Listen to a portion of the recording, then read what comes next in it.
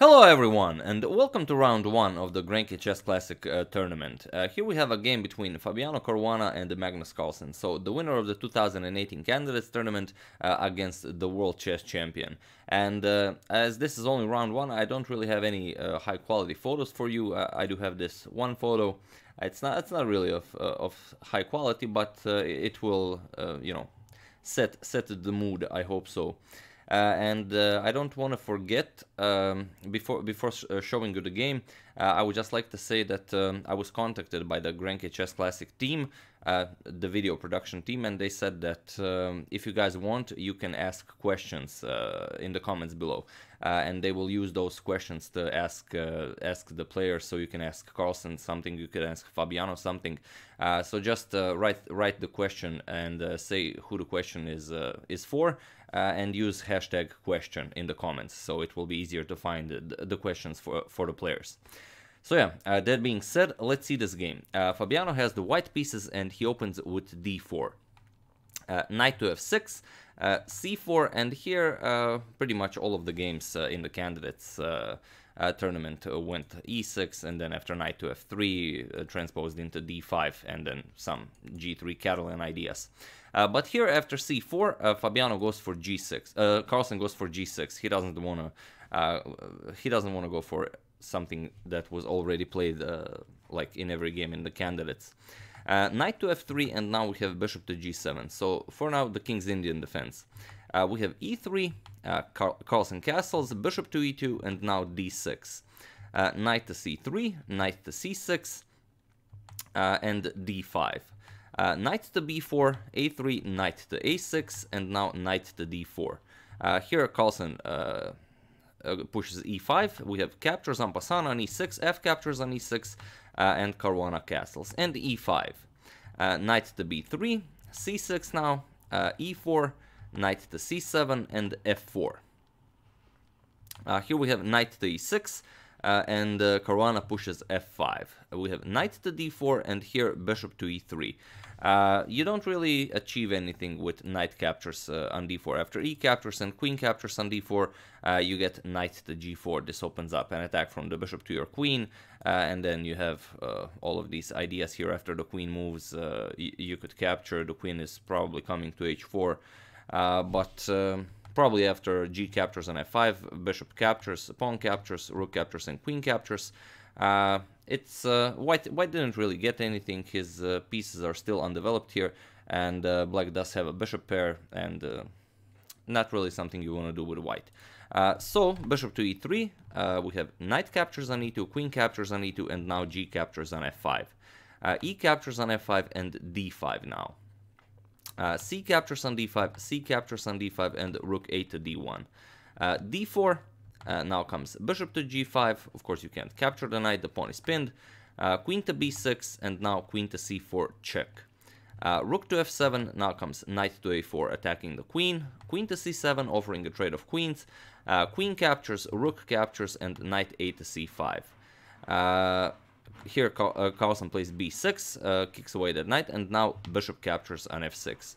And here you have a choice. You either capture the knight on c5 or you capture the bishop. If you capture the bishop, then knight to e4.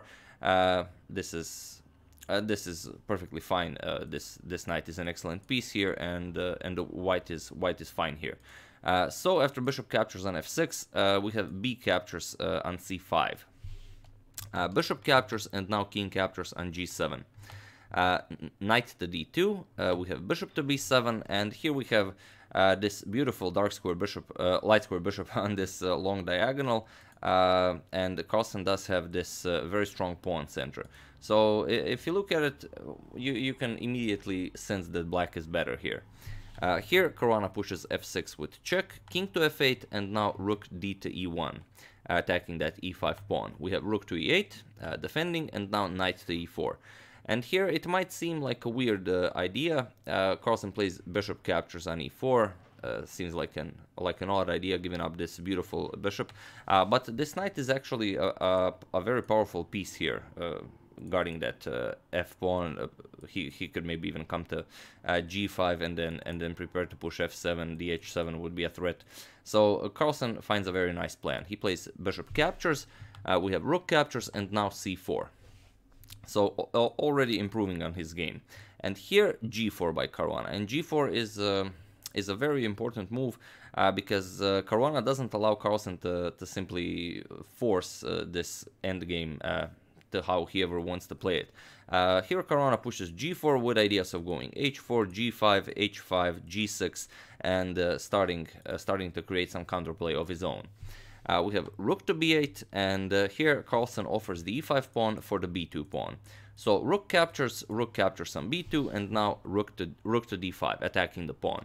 c3 now, and now rook to d8 check. Of course, there's no time to grab the pawn. If you capture it, c2 is coming, and if you block it, as there's no other move, the rook on c7 is guarding the pawn. Rook to b1 wins the game easily. So after this c3 move, rook to d8 check, king moves, and now rook to h8, preparing to grab this pawn on h7 and also pick up the rook. Carlsen brings it back, rook b to b6, rook b to b7, but king to e6 was also an idea. And it's interesting, the engine considers king to e6 an excellent move, but he considers this move Carlsen played his top choice. So a very nice decision by Carlsen. Rook captures, king to g6, and now rook captures on c7. After the game, in an interview, Carlsen said that he considered that only after he played king to g6, he considered that king to g8 was a much better move, and that if he played king to g8, that white can simply resign here. But then it turned out that it really wasn't the case. But okay, king to g6, rook captures on c7, rook captures on c7, and king to f2 now. King to f2, with the idea that you do have to get your king into the game. Now, you do have 3 pawns here, 3 passed to connect. Well, they're not connected yet, but they could very easily become connected pawns. So 3 almost connected passed pawns against 2 connected passed pawns Carlsen has in the center. And here Fabi plays king to f2. He wants to get his king all the way here to blockade these pawns. And here Carlsen has to make a decision. And well, the candidate choices are king captures on f6, grabbing this pawn, a rook to d7, getting this rook behind this passed pawn, or simply pushing this c2 pawn immediately. So after a lot of consideration, here Carlsen played the immediate c2, and this is indeed the strongest move out of those 3. Rook to c1, you have to block the pawn. Now comes d3, again the strongest move, king to e3, and now rook to d7, forcing the king to go behind the passed pawn. So king to d2, and so for now Caruana has his rook and his king defending against Carlsen's 2 passed pawns. And now king captures on f6. There was no time for Caruana ever to push g5 to protect this f6 pawn. Here we have h4. This is the only move that allows white to continue, as you can't allow king to g5, then all of your kingside pawns will fall. So h4, king to e5, and now rook to f1. King to d4, and here Caruana plays h5. After giving this position a lot of thought, there was a very interesting idea of rook to f4 check. But the problem with rook to f4 check is that after king to d5, if you now go h5 with the idea that you improved your position because you kicked the king back, now comes rook to b7. And after rook to f3 with the idea of capturing the d3 pawn, rook to b3 actually wins the game for black. Because now you're in a lot of trouble. Here rook captures on d3 simply doesn't work, because rook captures, king captures, and you bring a queen into the game. And another idea is that after this rook to b3 move, even if you don't do anything like this, even if you simply, for example, push a pawn or something, then you get this c1, and this comes with check. King captures, now you check the king again, king captures, and now you lose the rook, and this loses the game for white, of course. So after king d4, Fabi doesn't go for rook to f4, he plays h5 immediately. We have rook to e7, and rook to e7 is rook to e7 is like the beginning of a winning variation, but the strongest move recommended by the engine is actually a5 here. And I've seen the coverage, it was commented again by Jan Gustafsson and this time Peter Leko, and Leko said that if you gave this position to the world's 100 top players, and give them like an hour to analyze it and find a move for black, that probably no one would find a5, because it seems like it's such a tempo variation, and that every tempo is really important. So it doesn't, you don't feel like you really do have the time to push a5, but you'll see why a5 was important here. Here Carlsen played rook to e7. We have rook to f4 check, king to d5, rook to f1, now back, king to c4, rook to f4 check, king to d5, repeating the position a couple of times, rook to f1, and now back king to c4, rook to f4 check, and now king to b3. And here we have rook to b4 check, and this was the importance of this a5 pawn. Now this rook to b4 check would not be possible. So okay, king captures on a3. Now comes rook to c4. Now the idea of sacrificing the a-pawn becomes clear. Now the rook is behind this passed pawn, and it's very hard to play this now for black. King to b3, now comes rook to c8. Again, now there's no way to actually push the c-pawn. And here Carlsen played a5. a5, but we'll return to this position.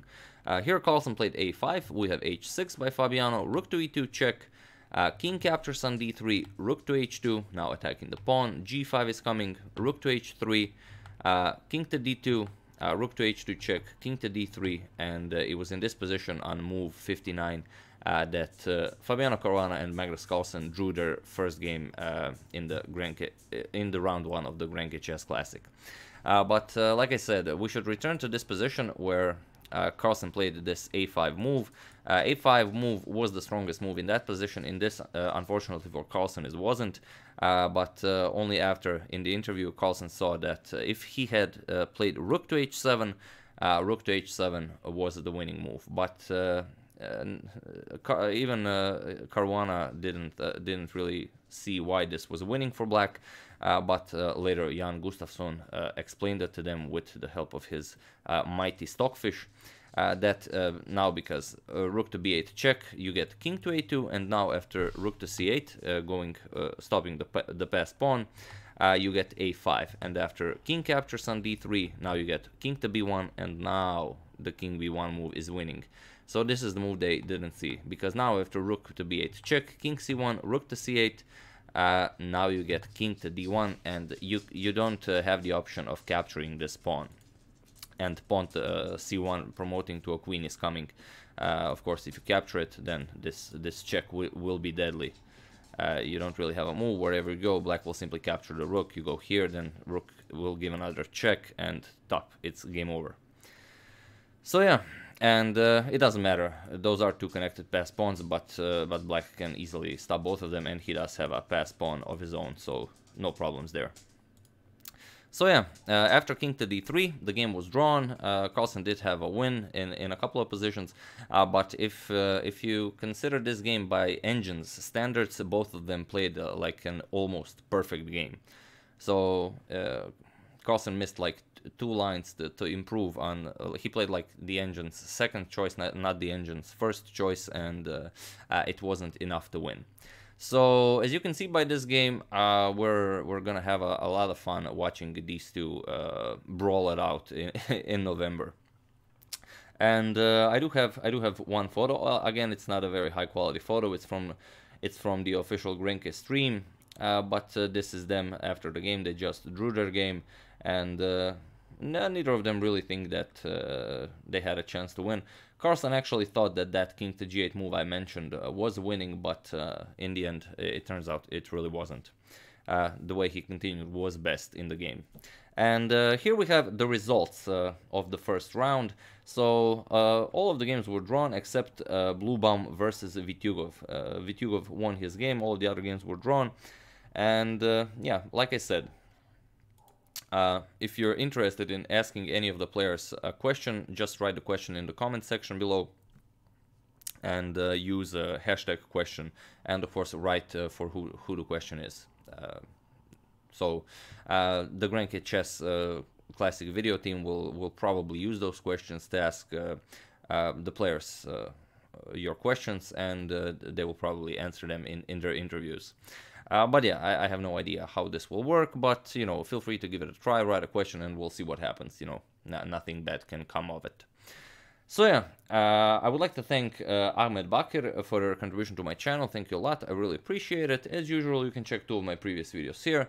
Thank you all for watching, and I will see you soon, maybe with another game from the Grenke Chess Classic. I didn't have the chance to check out all of the games yet.